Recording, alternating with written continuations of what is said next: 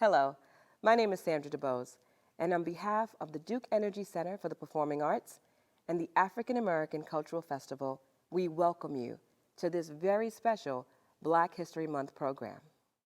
Today, we're going to focus our attention on a hidden crisis, mental health in the time of COVID, specifically in the African American community. In the midst of a global pandemic and racial uprising, it's time for us to collectively stop and check in to find out, how are we really doing? We hope that you will walk away with some new information and some questions answered from our esteemed panel of mental health professionals. To lead us in this conversation, I have the pleasure of introducing our moderator, Deborah Holt Noel. Deborah is a senior producer and on-air talent for the statewide public media network, PBS North Carolina, for the past 20 years. Deborah is the host and contributing producer for the network's weekly travel and leisure program, North Carolina Weekend, and the host and senior producer of the long-running public affairs series, Black Issues Forum. We are so excited to have this award-winning journalist here with us today. Ladies and gentlemen, Deborah Holt Noel. Well, I would like to thank Sandra DeBose for that beautiful introduction. I'm excited to be here with all three of you to talk about a very important topic, mental health in the African American community during the time of COVID. And we're going to have the opportunity in this conversation to talk about stress, to talk about COVID itself and managing that. Hopefully we're going to talk about grief, and very importantly as well, we'll talk about kids, children, adolescents, because they are going through something different. And as we talk about them, certainly we'll get to talk about being a parent and also supporting parents out there. But there's so many different issues around mental health. I want our audience to know who you are, because each of you is a rock star in health and practice of your own right. So let's get to some introductions and then we'll get down to some conversation. First, I want to introduce Dr. Erikka Dzirasa. Dr. Dzirasa, you're a double board certified child, adolescent, and adult psychiatrist and co-owner of Catalyst Therapeutic Services in Durham.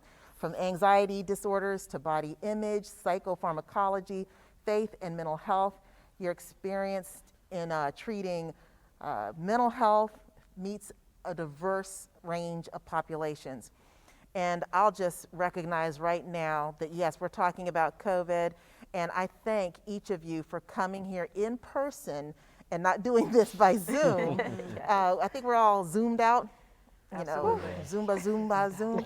But I've had it a little bit with Zoom, but thank you for coming out. Each of you have some level of COVID vaccination, so I super appreciate you all tolerating me. I'm gonna keep my mask on. I know each of you have your mask on, and that explains to our audience why we're sitting up here with masks on our faces. This is the time of COVID, and this is what we do. Yeah. And I'm not gonna, this is the year 2021, and it's been about a year since it was first announced that COVID-19, the coronavirus, is a worldwide pandemic. So we've been doing this for a year. That's a lot of pressure. We're going to talk about it and how to get through it.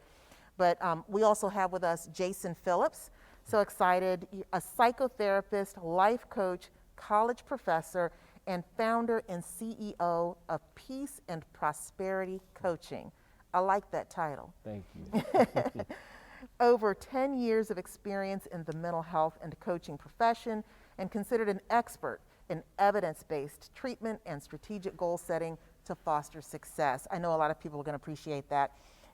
You're a strong advocate for prosperity and wellness, and a frequent speaker at local and national events and health forums, including the nationally recognized Therapy for Black Girls podcast. So I know that each of you has so much to offer. I can't wait to get to it, but we're first going to get a little bit of background about our third guest, Dr. C. Nicole Swiner, voted one of 10 best doctors in North Carolina.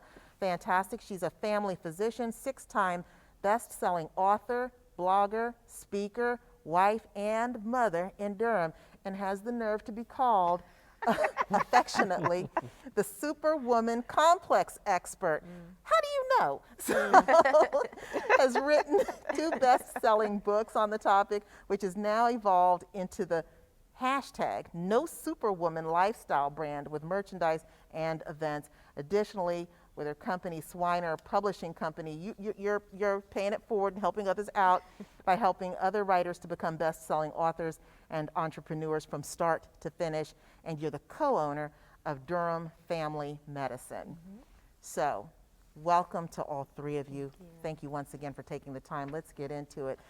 We're talking about mental health in the Black community during COVID-19, and you agreed for the conversation because I'm sure you believe this is really important for some specific reasons. I want to start off with you, Dr. Swiner.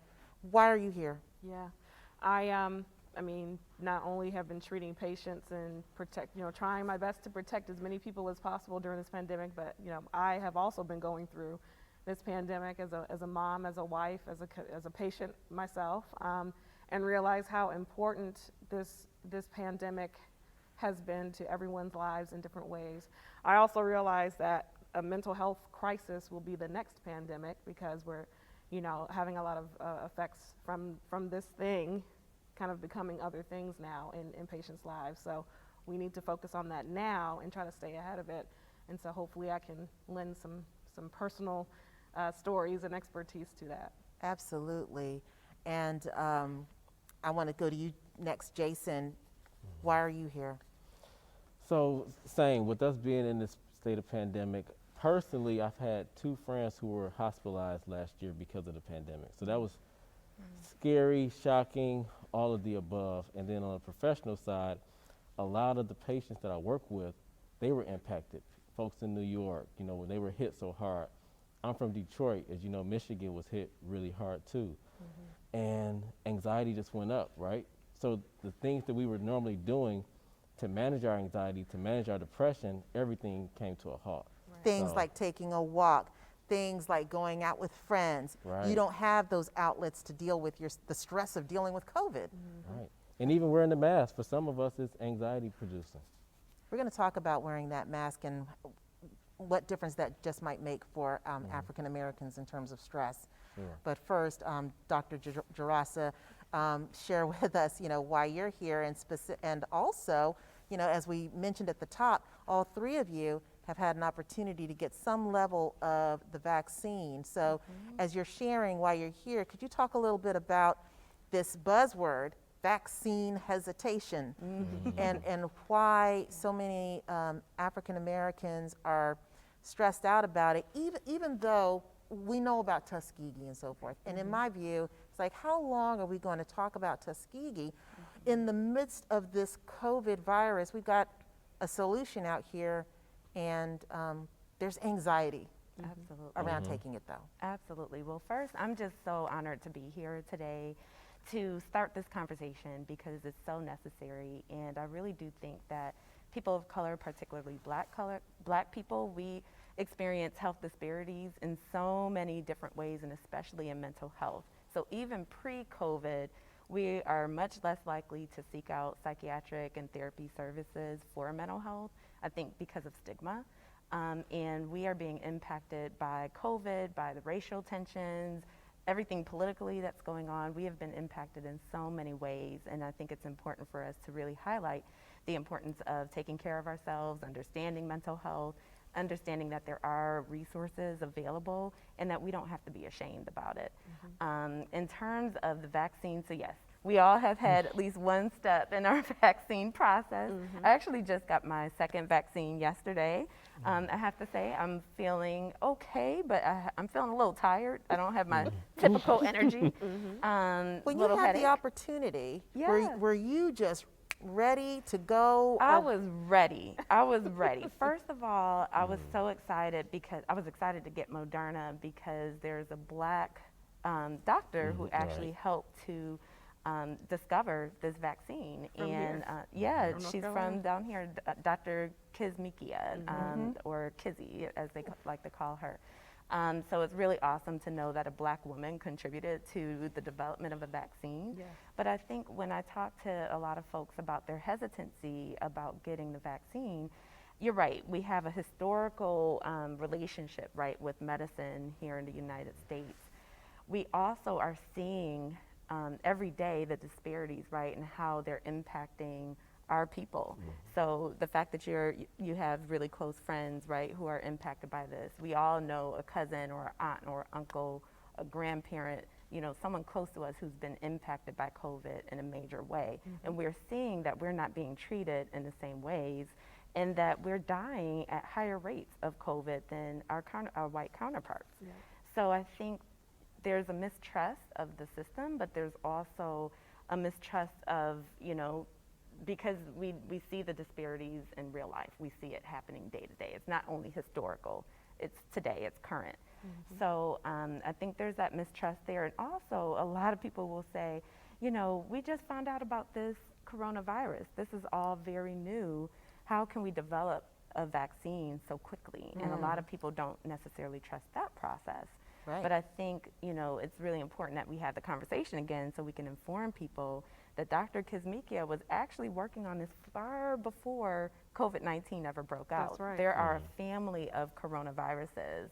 If you actually look at your Lysol cleaning wipes, they say that they actually That's right, help- that's right. help. And That's Dr. right. Swiner, are you hearing from patients who are like, Dr. Swiner, I'm just not sure? Absolutely. We have a conversation every visit. It doesn't matter what the visit is about. Do they come and say, well, no, you know, I want you to just, you know, can we be honest? Yes, let's talk about the shot. Or I'll ask them, how do you feel about the COVID-19 vaccine? And she's absolutely right. Dr. Kizzy's been working on this for 10 years. This is not new. This is not new. So the technology has been in place for more than a decade. Coronavirus 19, of course, had to be introduced to this, and they had to figure that out. But they didn't skip steps. The FDA is not going to let people skip steps and let research just, you know, skip the line just because of what's happening. They want to make sure that things aren't safe and that they won't be liable. I mean, so they, That's right. you know. You have to think about the alternative, Right. And not then- taking it. That's right. Yes. And then people are also concerned about side effects. You know, well, every shot, or, you know, I have this argument every year with the flu shot. Well, the flu shot gives me the flu, so I may as well. I'm like, listen, that's like, not no, possible. You know, side effects happen because your body is building an immune response. And that's been the same thing I've had to discuss with them about the COVID-19 vaccine. It's like, yeah, you might feel it, but guess what? That means that your body is producing antibodies. That means your immune system is strong. I do think it's amazing that yeah. they've come up with a vaccine so quickly, but it is here. There's several of them, and people can have anxiety about taking it, Yeah. but at the end of the day, It's better than coronavirus itself.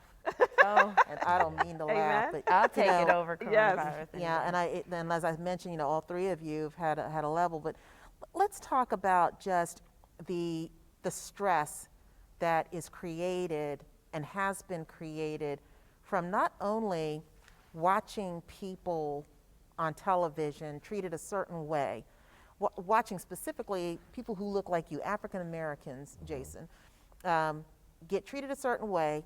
They're the protests from the summer. We've seen that. There's the news. There's everything that happened leading up to right now, an election, this inauguration, the impeachment. All of this is stressful. Is there something unique, Jason, about having to witness all of this and sustain it and keep on moving during COVID when we're all at home? I think the uniqueness is that all of us are going through it, but then a lot of us are still in denial. So we're wanting to still push through it. So some of us want to talk about it. We see it on the news. We're being re-traumatized. And then at some level, sometimes our employers don't speak about it. Even if some of your family may not believe that it's still real. So for you, you can question yourself and think, well, I can't sleep. I'm avoiding going out without my mask. I'm worried about when I can travel again, when I can see my kids, or when I can see my parents. But then you have people who are close to you or people who you work with who are still in denial or just don't practice safe measures. So then it makes you feel like you're an outsider or something's wrong for you for wanting to advocate so hard for safety. And again, to take away, we can't come together like we normally do. So normally when something is stressing us out, we get together.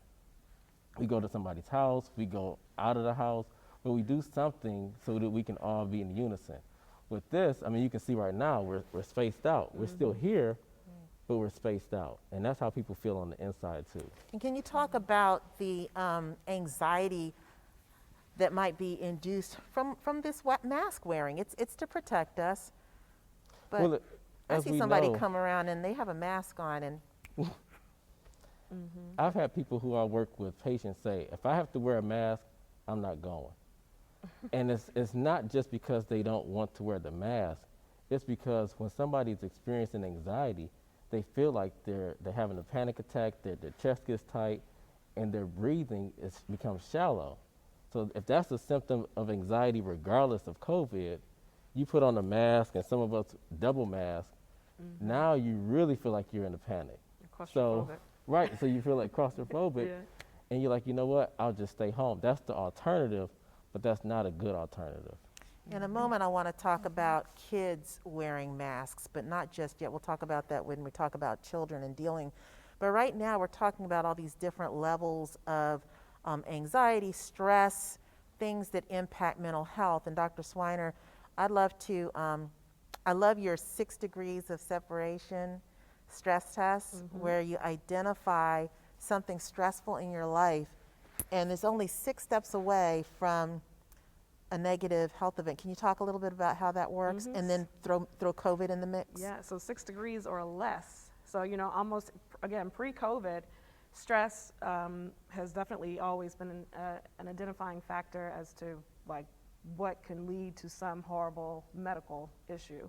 So high blood pressure, diabetes, Alzheimer's, cancers. I mean, there are multiple horrible things that happen with us medically and physically that I can almost always link back to stress in 6 steps or less. And that also has to do with some of the addictive behaviors or the coping mechanisms that we use to treat stress.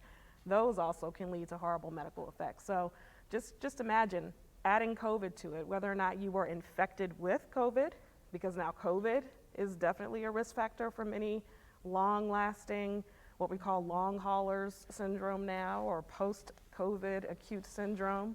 Like there's a whole thing now that happens after COVID, and it also can be linked to heart disease and mental health issues now, and insomnia from corona. I mean, like What's that? Right. So the coronasomnia is insomnia because we're living with coronavirus. I mean, because So me it's a waking thing. up in the middle of the night to play games on my phone, that could be coronasomnia? That's right. That's right. Just because it exists, just because we're living through it. Wow. So it's a thing now. So just, that pushes stress even closer to high blood pressure. If you're not sleeping well, that causes medical issues. So dealing with the stress and the underlying feelings that we all have been having right now throughout this past year has been an integral part now as my job as a preventative health and family doc. Because if we don't fix that stress component, then I can't, effectively treat your blood pressure. I can't effectively treat your depression. Can't effectively treat these other things. So we have to talk about it. Dr. Dzirasa, I wanted to ask you, thinking about adult behavior and some of the ways that these stressors manifest right now, can you talk about some of the stressors out there in light of COVID, but how they're manifesting perhaps in familiar or new ways in adults? Yeah. So how can we recognize that I'm behaving this way possibly because I'm stressed out? Oh, absolutely. So again, we're talking about coronavirus, COVID-19 being a stressor, but people are stressed out because they're stressed at work. We're spending a lot of time on our computers. We have the superwomen here, superwomen who are, managing, having a full-time job and having kids at home. Some are single parents. We have I work with single dads who are struggling trying to take care of their kids and also managing work. So there are a lot of things in addition to coronavirus that I think people are dealing with right now. And sometimes we don't necessarily pause to just reflect and to have that self-awareness that maybe something is wrong. Right, so if we notice that, okay, I'm not sleeping well at night, and because of that, now I'm, I'm falling asleep at work, or I'm trying to get naps during the day. A lot of us don't have a schedule or a routine because of coronavirus, so that gets to throw us off as well. Irritability, anger. I have some parents telling me that, I don't even mean to, but I find myself snapping at my kids, or I'm snapping at my wife and my loved ones. I don't want to do that, but I'm finding myself really irritable. Also anxiety, anxiety about the mask, but also anxiety about other people not taking precautions and the impact that can have on you and your family when you're seeing people not taking coronavirus seriously. And going around family members who are not being as mindful. Right. Jason, I want you to share too about, stressors that are manifestations of this stress that you see that people can maybe recognize in themselves and not realize that, hey, this is a different environment. Maybe there's a relation. So 2 things I would say: lack of motivation. So as Dr. Dzirasa mentioned, our sleep schedules are off. So now we're staying up super late, but we're also waking up super late. So in order for us to get things done and be productive, we don't have the motivation because we don't have the energy. So now with the lack of motivation, it just compounds into having like a low mood. So again, we're not as energetic, we're not as bubbly, we don't engage with people, and this just becomes our norm. So now we get used to it, but we're used to functioning at just an overall lower level. And how does that feel? Talk about maybe you just feel that way and it's okay, but maybe that's getting close to a depression. How do you know what the difference is? And it's are you just feeling mellow and you got to get used to feeling a little bit less energetic right now, or is this a cause for concern? Well, I think the one thing is when we can't get things done, that's the key sign that it's more than just like a low, a bad couple of days, right? We're looking at our surroundings. We're not as tidy as we used to be.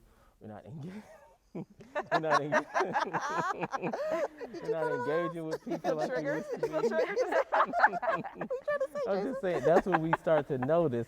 And then it takes a lot for us to get out of that funk, right? It's almost like we're in quicksand. And we want to get out of it. We can see our way out of it, but we just keep pulling and we keep going further and further down. Wow, Dr. Swiner, does that sound familiar from any patients? Absolutely. Anything like that? For myself, I mean, to be honest with you, so I think all of us had some level at some point during this pandemic of pandemic procrastination. We know we have a whole lot of stuff to do. We have a whole lot of people we got to check on, a whole lot of virtual school homework. We got to make sure our kids are getting done. But you just don't feel like it. Like you're just tired. Wow. You haven't really done anything. You feel like you hadn't done anything, but you just don't feel like it. I think it's okay to give yourself that space, right? So at some point, yes, there are some deadlines that you need to make, and you got to pay the bills, and the kids have to get up and get to virtual school on time and all that. But if you need to take a couple of days and just do nothing and feel okay with that, that's absolutely okay. And I had to preach to myself about that. And I think that that sort of reminded me of how at the very beginning of COVID, had all these ambitions and, oh man, I've got time. There's absolutely no reason for me to not be out there on my bike, getting my, myself physically I'm gonna write in a shape. book, I'm gonna start a And here company. it is 12 months down the line and things aren't really much better. Can you talk a little bit about that? I'm looking at you because you do body image. Oh my gosh. Well, I think we put so much pressure on ourselves and we tend to compare a lot. We find ourselves on social media. We're looking at the next person, seeing what they're doing, feeling as though we should be doing more, right? And I like to talk about the should shame cycle, that when we place all the shoulds, I should be doing this and I should be doing that, I should be writing a book, I should be, doing all these things for my kids and cleaning and cooking, and I have the time and the space to do that. It's like, whoa, because when you don't do those things, then that's when shame settles in. And then you feel inadequate. Then you feel like you're not worthy. Then you feel like you're just not doing enough. You're not good enough. And that can impact as well how you see yourself. That can impact your mood. That can lead to depressive symptoms, anxiety. So I think it's important for us to just kind of pause and set realistic expectations for ourselves and give ourselves grace, because this is a pandemic. It is a pandemic. This is worldwide. And I know we talk about, oh, this is the new normal. There's nothing normal about a pandemic. Right. There's nothing normal about us having a conversation in our masks right now. I mean, Right. everybody look good with their masks, but this is not normal, right? Yeah. So we Wow. have to be able to give ourselves permission, like Dr. Schweiner said, to just be still.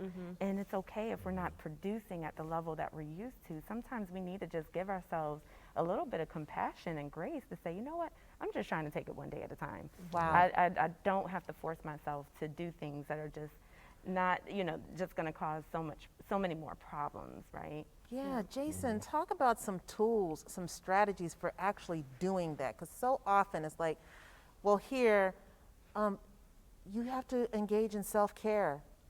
You have to take time out for yourself. Okay, intellectually, I know that I have to take time out for myself, but guess what? Already it's 6 o'clock, there's no meal on the table, so-and-so hadn't taken a bath. Right. So what are some strategies, some tools? And I'll give both of you an opportunity to share some as well. Sure. So I'll say one thing is having some type of routine. So with COVID came, us starting to work from home and do everything virtually. The routines are shot. We don't commute to work. We were ordering groceries. Like all of these things are different, so it throws off our normal schedule. And a lot of us, myself included, thrive on having some type of schedule. So now we've had to reinvent the whole wheel, the car, everything, and that's overwhelming. Because we have to figure out, okay, what's priority, what needs to get done, what was I dropping the ball on before, so how do I keep myself accountable? So I would say having accountability partners. Like I'm big on going to the gym, but then the gyms were closed for a little bit. So I had to contact a personal trainer and work out virtually. So if you don't have that, just have somebody to keep you accountable, so when you build up your routine, you can feel like, okay, I'm still getting things checked off, maybe not at the same rate, but I'm not so alone and just lost in this new normal. And here's the defense on that. I'm not paying a personal trainer for me to be self-disciplined. I'm just going to be self-disciplined. So how do we give ourselves permission to have an accountability partner? What do we language to ourselves? I would say, look at what you're doing without having an accountability partner and just ask yourself, how's this working out? Right? Right. How's that working out for you? Yeah, That's what I like to ask. How's this working out for you? Same with our mental health and wellness. You can ask yourself, am I feeling depressed? Am I feeling anxious? Am I just stressed out? And I'm trying to, muster through it on my own, but am I really happy with how I'm doing in this? And if you're not, that's a telltale sign that you should reach out for help. Even if you can start with your close family, but seeking out professional help, whether it's, for fitness or actual therapy, is still going to get you, just better results. I love that. I promised that we would talk about our young people, our kids. And at the beginning of the pandemic, I remember some conversations around that were expressing concern for kids who are not at school anymore, but now are at home and possibly in stressful situations. I don't know if that's exclusive to African American kids in particular, but I would imagine any kid, first of all, there's the stressful situation at home. But I'll just open with you again, Dr. Dzirasa, because you work a lot with kids and family medicine. What are some of the stresses that parents are experiencing? I know that there are the common ones out there, but what are some signs that things are stressful in the home? You may not realize that it's because of the situation. It's not because your kid has changed. Yeah, I think one, because we're all trying to navigate this at the same time, I think sometimes it's easy to overlook what the children and adolescents may be experiencing and going through. So I think it's really important to, one, have those conversations with them, to open the door and just to say, be honest too, if you're struggling and you're having a hard time managing. I think sometimes we don't want to share with our children and kids that we may be having a hard time.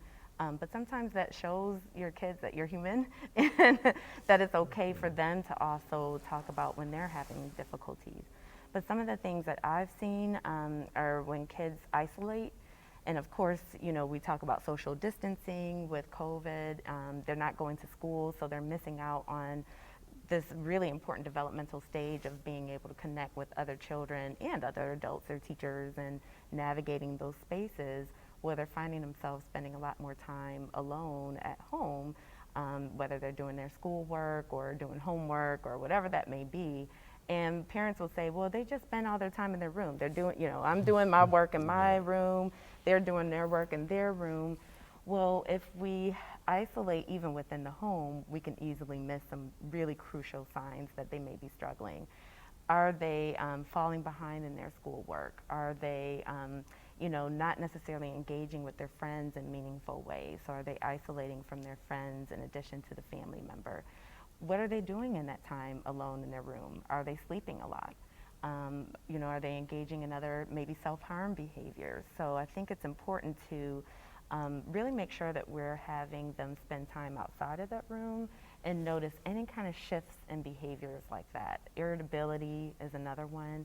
Some people say, okay, well, aren't all teenagers irritable? But not necessarily. Are we seeing that that they're irritable consistently for a longer period of time? Again, are they isolating themselves from the family and not wanting to do, family board games and things like that, or eating dinner together as a family? I think those can be signs that maybe something else is going on, but we want to open the door and have those conversations to see when they're really struggling and to be able to say it's okay and That's we can help you through it. And Dr. Swiner, what are you seeing in the people who you see in terms of, that isolation? And some parents would say, hey, listen, I'm giving them space, and it's okay if they want to go and live in their bedroom. It's fine with us. Right. They're performing in school, It's so we're all quiet. good. It's It's all good. It's all good. Yeah, and there has to be a balance, as Dr. Erikka, who's my friend, so I get to call her Erikka. But Dr. Erikka is mentioning, as she was talking, I was thinking about my two kids, like, am I paying close enough attention? As parents, we just have to pay attention. We just can't forget that they are also living through a pandemic, even though children seem very resilient and they can adjust very well and very quickly. We have to remember that they have feelings and emotions too. So I try my best to ask often, how are y'all feeling about this? How is virtual school going? Are you feeling happy or are you feeling sad? I try my best to remember to ask them. And then, if the weather is great, the last couple of days have been kind of dreary, thank God for sunlight today, but I try to get them outside at least once a day. Close up the computers, put the iPads down, let's go outside and just look at the trees. Don't forget that nature is there and the world is still moving and you don't want to miss that either. So hopefully by trying to, continuously ask them or consistently ask them how you feel and then getting them outside so they can actually see the world moving outside of a screen, I hope, is helping their mental health in some way. Getting outside of that screen is absolutely a challenge. And Jason, I want your response on this, because what COVID has created is this necessity to stay inside and be subject even more, I would say, to what information is coming to you through the screen, through social media, through television. It's those images. The larger world or mainstream images. Our kids are getting an even steadier diet of this, and they're an even more captive audience right now because of COVID. And African American kids in particular, I'm wondering, is there an impact for them for getting even more of this information? Jason. Oh yeah, for sure. I think, with the Zoom and the COVID posture that we're in, it takes away the sense of individuality. Because now we're clicking on the screen. Sometimes people use the chat box, but as far as being around each other and actually developing a sense of belonging, but also a sense of creativity and individuality and that self-identity outside of what everybody's doing. We miss that.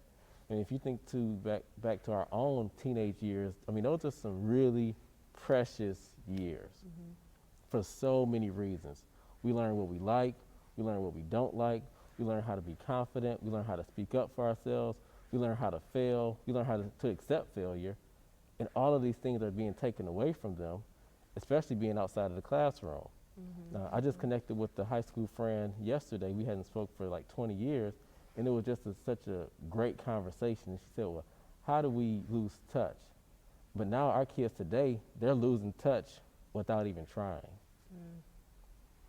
Dr. Dzirasa, I mean, we might get repetitive here, but how do parents help their kids who are just steadily subject to the content out there and also subject to the news out there? This is not only the time of COVID and we're just subject to the regular stream of content that's out there, but now there is a lot of content that is divisive, that is focused on racial concerns and racial issues. Right now it's Black History Month, so we're layering on top of that the history, which is a proud history, but it is it can be traumatizing to see all this information. We just watched George Floyd, and now we're watching this, and how do we help our kids kind of package all of that, and what do we do to help them? Absolutely. Well, first of all, they are watching. They are absolutely watching. They are getting these messages. I had an 8-year-old boy tell me he's afraid of the police, and he's afraid of his dad leaving the house because police are going to shoot him probably because he's Black. When you hear a child say that and they're internalizing this, I mean, you just realize, okay, we have to do better, I think, as adults and parents to help them process all the things that they're seeing. And I think sometimes they're hard conversations that we're not necessarily prepared for as parents, to talk to like a 5 or a 6-year-old or a 7-year-old about the images that they're seeing. But because we're spending so much time at home and the news is on, right, they're getting exposure to that in ways that they never have before. So we have to come alongside them to help them understand what they're seeing and help them process that as well. And for this young boy, it's being able to say, okay, while yes, a lot of Black men do suffer from violence, that's not true for all Black men. So we have to help them put that into context, because we have to think about their brain in a developmental way, right? And sometimes kids will kind of come to big conclusions and assumptions and generalizations. We have to really be sure that we're helping them understand it so that they're not afraid. I mean, this kid was afraid to leave the house and afraid for his dad to leave the house. And that's real. It is very real. It is very real. And they are also experiencing it, I think, in a lot of ways too, because the racial tension is so high. You're seeing kids now use racial slurs. You're seeing bullying, cyberbullying, the N-word being used like never before. I mean, kids are experiencing not only seeing those images on the news, but they're experiencing race and racism in their classroom settings, even on Zoom, even on Zoom, in a private chat. So I think it's really important for us, again, to check in with them about what they're seeing, what they're noticing.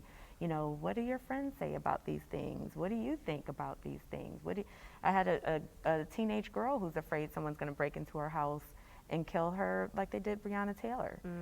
So they internalize the things that they see, and we have to help them process it. But that means we have to open the door to some really tough conversations. Very And challenging. just a shout out to the mental health profession. I mean, y'all have been bombarded.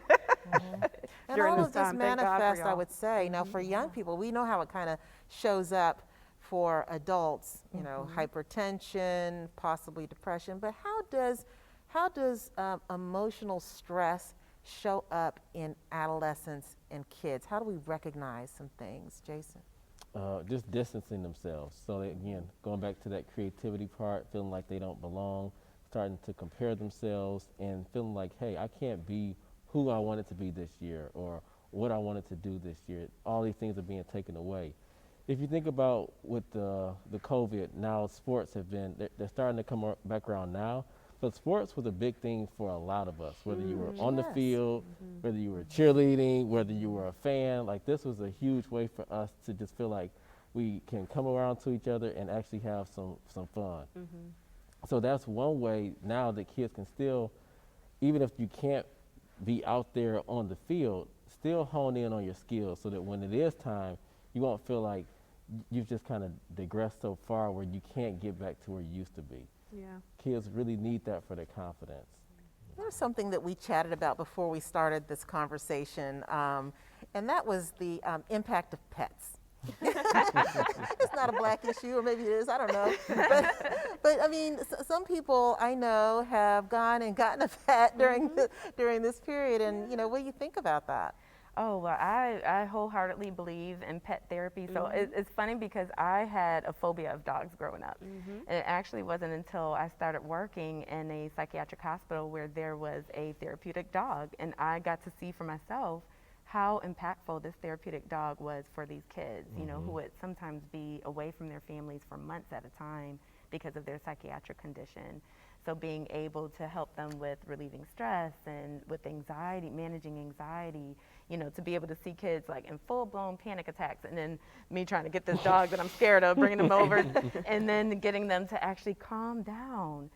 So I think it's very impactful. I actually will write letters for my patients to have therapeutic animal support. Yep, same. And I just purchased a puppy, and he is a delight, and it's really cool, you know, at the end of my sessions. How big is this puppy? This puppy, Tell on yourself.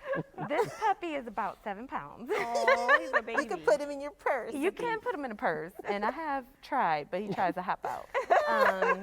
Super cute, but it's really awesome to be able to utilize that sometimes for interacting with my patients, because again, it's hard to, well, as a child psychiatrist especially, I'm used to engaging with kids in person. So sometimes I'll get on the floor and we play together. So to try to get a kid to engage on Zoom is really hard.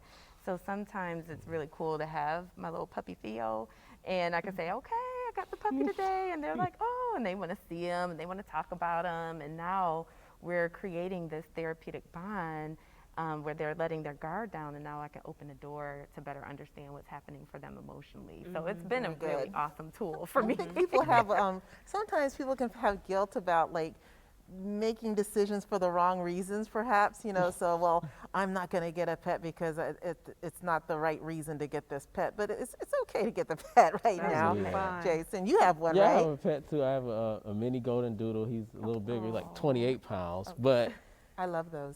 yeah, I mean, he still brings a lot of joy, and he keeps us active. That's the one thing, right? Now you have a sense of purpose, because even if I don't have my own routine, Snoop still has his routine. So, He's like, I'm ready to go let's go. outside. yeah, I don't know about Time, you. yeah. And they're right? always happy to see you. Yeah, Yeah, yeah, right. always happy to But see you it. know, that sense of purpose is so important. I can't tell you how many individuals, teenagers and kids I've worked with who have been suicidal, and they feel as though they have no sense of worth, no purpose to live. But if they have a pet, that gives them a sense of meaning, and they feel like they want to live so that they can take care of their pet. So it can be it could be a protective factor for depression and suicidality in That kids. is so and teenagers. interesting, Yeah. yes. I want to flip a little bit and talk about grief and managing grief during COVID. And I think particularly for African Americans, because of the disparities and the high incidence of hospitalizations among African Americans in comparison to our white counterparts, and the high rate of death. So a lot of people have not only been coping or having to figure out how to deal with the grief of losing a loved one. A lot of folks have people who have loved ones who are in the hospital right now. So I just want to go around. I'll start with you, Dr. Swiner, and just share, you know, has that been your experience, and what's your recommendation for how people can deal with grief when they can't get next to somebody and get that hug? It's really hard, and it's really difficult, particularly, you know, when you talk about what my husband has termed Efunerals, which are even more horrible. You know, just losing a loved one and not being able to be there, and having to view something on a screen, not being able to hug them and be with them, etc., is also traumatizing and also depressing. So I don't know. I don't have a great answer for it. I think you have to let yourself feel those feelings, let yourself grieve the way, whatever comfortable way you have to grieve. You know, definitely lean on your loved ones that are in your bubble and in your home with you. And what's been helpful for me, you know, the other thing about, you know, our African American culture is, you know, church and faith is generally a very comforting you topic. can't go to Can't go church to now. church, or you shouldn't go to church. Well, or some are going. I'm like, you shouldn't go to That's church. another show. Right, right. Don't get me started on the arguments with my father about that stuff. But having the opportunity to be able to connect with my church family, connect with my pastor via text, on the phone, Zoom, YouTube and Facebook Live, being able to still feel that connection with the church family and having that conversation, if I need to have a conversation about something that's happening, has been very, very helpful. So everyone grieves in their own way. I guess you just have to be creative. I don't have a great answer for that. But Jason, what are you seeing in your work in terms of dealing with grief and recognizing additional layers of grief coping and what to do about it? Yeah, I think as Dr. Swiner mentioned, we all grieve so differently. So if you're affected by something and somebody else is not, don't feel bad that they're not mourning the loss the same way. Right. Like, respect your own feelings and honor your feelings. So that's the first thing. Just identify and acknowledge and work towards accepting what you as a person feel. Now, secondly, I always recommend journaling. That way you can start to share your feelings, put it on paper, but also it gives you something to reflect on. So if 6 months from now passes by, you can look back and see how you were doing then as compared to now. Because sometimes with grief, we don't ever feel like it ends, and we don't feel like we're making any progress or healing. So that's one thing I always recommend. The last thing I would say, find a way to integrate that person or whatever it is that you lost into your life. Because with grief, we feel like we don't have that connection anymore. The person's no longer here physically, so how do we cope mentally? But if you find a way, you definitely want to be creative to integrate that person in your day-to-day life, whether that's through, again, writing, through prayer, through talking to them, whatever it may be, looking at videos. You can be unique, but make sure that you still have them in your life. That's how you can still heal and respect your feelings. That's good.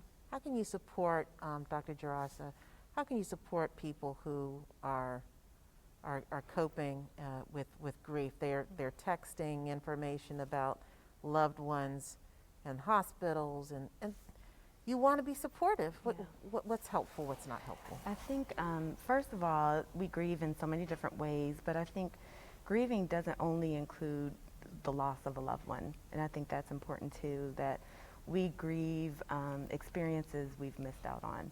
We grieve not being able to connect with family members in the same way that we were able to before. I mean, my dad is in New Jersey. I haven't seen him in a year. So it's grieving not only the loss of people, but grieving the impact COVID has had on our everyday lives. And a lot of people, when they come to me, they don't even realize they're grieving. I think it's important to recognize the signs of grieving, that you can be angry, you can be in denial. So folks who want to go out to church and don't want to wear the masks. There's denial, because we have to grieve that connection with church, right? That is a loss. So we grieve that. We grieve through depression. Sometimes it can look like depression. Sometimes it's anxiety, questioning, what if this, what if that? That can be a feature of grief. But ultimately, there comes a time when we get to a place of acceptance, and we get to a place to say, okay, there's some things that are not within my control, but there's some things that are within my control. And I can come to a place of acceptance that these are, life may be different, whether it is losing a loved one or not being able to see that loved one or not being able to engage in your community the way that you're used to. Accepting that that's just how things are right now, but then the final stage is making meaning. How do we find ways to still find value, to find meaning, for ways to engage those loved ones that we may not necessarily be able to physically see? How do we make meaning when it comes to engaging our church family, even though we haven't been able to go to church in a year? How do we make meaning by honoring those who have passed away in meaningful ways to show that they are still a part of our lives in spirit, even though they may not physically be with us? How do we honor them? So I think the making meaning piece is just such a critical part of the grieving process, but it takes time. And so many people I work with who are grieving want to rush the process. Like after a couple weeks, it's like, okay, but I should be done grieving. It's like, no, it doesn't work like that, boo. Like you have to give yourself space. You have to give yourself room, and it takes time to heal. That's the time. It's the time thing that people don't want to have to put in. We want to rush everything. This is Pop-Tart time, and you know, look, I've had my grief, and now it's time to move on. That's right. You know, so no, They're like, I don't have time, Dr. Dzirasa. They're like, I don't have time to grieve. Like, I got to get back to work. I got to do Guess what? Here it is. Oh we my gotta deal with goodness. it. And it will Oh my show goodness. up in so many ways. You just have to make space for it. That's that grace, you know, and it kind of goes back Yes. to also just permission to have some feelings and some mental challenges. One of the things I think about when it comes to like stress and, you know, mental health and so forth, I think about my ancestors. And I think, look, they weren't sitting around here on somebody's couch talking about their problems. They were getting down to business because they didn't have time for that. And so because they were able to get through without a counselor and without mental health and so forth, you know, I should be able to get through that. Talk a little bit about that mentality and how that actually works for you or doesn't work for you, and the value of actually going and getting the professional help, maybe even as a part of your regular everyday nutrition. Yes, I love that. I love that. Well, I think what you're pointing to, which is so important, is that sometimes, especially for Black people, we associate mental health or any kind of mental illness as a weakness. That there must be something wrong with me. If I can't, you know, if my ancestors were able to do all of that and I'm sitting here struggling because I have kids I'm trying to manage on Zoom and get all my meetings done, I should be able to do all of this, right? So again, it's being able to say, you know, that's not a weakness. That's not, it's not that you are bringing this on yourself. It's okay to accept that you may be struggling, and that is okay. But we have to be kind to ourselves rather than putting this weight on ourselves that we have to have it all together and be perfect 24/7. It's being able to say, no, actually, I'm not okay. It's okay to not be okay. And when you can get to that point and realize, okay, there's something that is not okay, what are the things I need to do? Do I need to reach out to a friend? Do I need to reach out to my community, my accountability partner? Do I need to reach out to a therapist or a doctor? You know, the reality is our brain, it's an organ just like anything else, right? So if we're going to Dr. Schweiner every year we should be going to Dr. Schweiner every year, right? To take care of our your loved physical one to the health. doctor. You're taking the words out of my mouth. That's right. Then we should be able to do that for our mental health too. right. We need to break the stigma that we need to suffer in silence. We don't need to do that. We should actually be seeking out. I have some patients, they don't even have like a whole lot going on, but they're like, you know what, I just thought if I'm coming to my doctor every year for a physical exam, I should come for my mental health my checkup. yearly. This And is my Jason- mental health checkup. Jason, I want you to talk to our African American men out there, and I'm going to give them credit because we always talk about the Superwoman Complex. Well, there's a lot of supermen out there wearing capes too, and it's not a virtue, is it? There's not. I think for men, because we're used to just being competitive in nature, right? So we don't want anything to look like it's a weakness. But when it comes to our mental health, if you think about it, everybody's had, you know, high performers have had coaches, not necessarily trained therapists, but they've had somebody to help them get to that high level of success. So you have to have your mental health and wellness on point in order to be the best father, the best husband, the best brother, the best person for yourself. And I think the more that we can incorporate going to see a therapist, going to the doctor, because all of these things help us just function better. Even though we can do everything, we should not always do everything. You got it. So there's a lot of things that all of us could do, but when we try to do everything, and I'm looking at Dr. Swiner and saying, oh, well, she does this, so I can do this. She's her own person. I'm my own person. As men, we have to own that and stop trying to do everything that the other brother's doing or this person is doing, and start to figure out, what do you like to do? What brings you joy? And when you have a therapist in your back pocket, you can just perform much more effectively. So if you don't make time for it, it'll make time for you, and then that's when the It'll come real and find problems you, come hunt in. you down. That's when the Hunt you big problems down. come in. And you know, something I wanted to ask you is the distinction between not a psychologist, but a therapist, a licensed therapist, And say a life coach like yourself, what kinds of things can you look for in a life coach that you're not necessarily going to get in a therapist? So some things, again, I always say that we're more similar than different, but some things that would help set you apart from the therapist is the clarity on what you want, the consistency on being able to get there, and the confidence so that you can perform and reach that. So you're looking at present and future oriented goals, and it's very solution oriented. And the therapist is going to help you process. There may be some things from childhood trauma, there may be attachment issues, and there's all other training that we go through as therapists that coaches just don't have. Therapists can be coaches, coaches can't be therapists. And you're treating brain diseases, right? Brain illnesses. So when we think about psychiatric conditions like major depressive disorder, anxiety disorders, OCD, eating disorders, Trauma. those PTSD, those require medical interventions, just like heart disease, kidney disease, lung disease. So I think that's important too to distinguish. Like a therapist or a psychiatrist are trained in treating those psychiatric conditions or what we know as brain disorders. Whereas coaching, you're helping that person make decisions, right, about the next stages in their life, and it's very different. And so you have different, go ahead. I was going to say a good way to put it, maybe you have something going on with your knee. The surgeon is going to help you with surgery. The trainer is going to help that knee get stronger. It just depends on where you're at with your knee, who's the best person for you in that space. And then also in that space, I was going to try to distinguish between you've got therapists out there, and then you've got people who are psychologists and psychiatrists. Yes. And then we've got our family practitioners. So what are some things that people can expect, patients can expect from their general practitioner like yourself? Yeah. Because you can be helpful as well. Absolutely. So I will definitely always advocate for folks to have a close relationship. Number one, to have a primary care physician, and number two, to have a close relationship with your primary physician, because we're kind of the gatekeepers, right? We may help you recognize that there is a mental health issue when you didn't realize there was, and be able to kind of sift through physical symptoms and say, you know what, our issue is we didn't deal with this thing.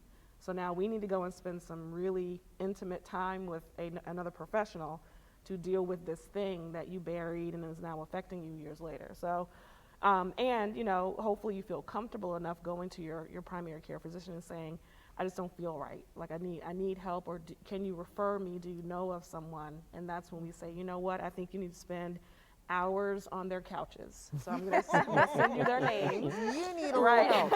So we have 15 to 20 minutes every couple of weeks to talk, but you need hours. And that's when we have, and I love, you know, having, particularly as a Black doctor, I love having those relationships with people of color in mental health, because then I can say, well, you know what, go see Dr. Erikka. Because they'll say, I want to talk to somebody that looks like me, or I'm only comfortable in talking to another black man. That is key. So I it's need like, to have well, those why should it relationships. matter? And yet, does it? It does. It matters a lot. Representation. Yeah. The race of your practitioner. We're wrapping up now, and as we leave, I want to give each of you an opportunity to just share maybe one or two things that you would love for people to do to take care of their mental and emotional health going forward, in view of all that we've just talked about in the time of COVID. Dr. Dzirasa. Yeah, so I think the first thing is going to be to just pause and reflect. What is happening internally for you? What are you experiencing? What are you feeling? What are you noticing? Is there anxiety there? Is there depression there? Whatever that may be, we have to take the time to pause and reflect. That is the first step. And we have to do that not only for ourselves, we have to do that for our kids as well. What does that look like? Does that mean I get to take a little vacation? Well, you know what? You may just If need you get to your vaccine, vacation. Look, I'm about to start planning. get your now. vaccine, you can take a But what trip. does that mean? You know, schedule time for yourself. Maybe it's 30 minutes, 20 minutes. I tell folks, even if it's 15 minutes and you have a toddler and you need to just go to the bathroom and hide for 15 minutes in the That's right. bathroom, that is okay. We have to have some alone time to check in with ourselves. Because when we're going, we're not going to be able to really tend to our needs if we don't take the time to understand what our needs are. Jason, advice. I would just say, you know who you are when you're functioning at your best self. So sometimes we like to ignore those little voices, but start listening to yourself and don't be afraid to ask for help, whatever that help may look like. Dr. Swiner. You don't have to be don't have to be Superwoman in order to be a Superwoman. That's my motto. So you don't have to do it all. Just like my colleague said here, you probably could do it all, but you don't have to. So ask for help when you need it. And then the last thing I'll say is, and I did this myself, is take a break. Like take your PTO, take some FMLA. If you need a break, we feel like we may not be working as much because we're working from home, but we're actually working more. And plus all these traumatic things that we're dealing with in the world. If you need to take some days off, if you need to not work just to be still, ask for help for that. Yeah. Well, Dr. C. Nicole Swiner, Jason Phillips, Dr. Erikka Dzirasa. Thank you so much for your advice, for your time. I've learned a lot, and I hope that our audience has as well.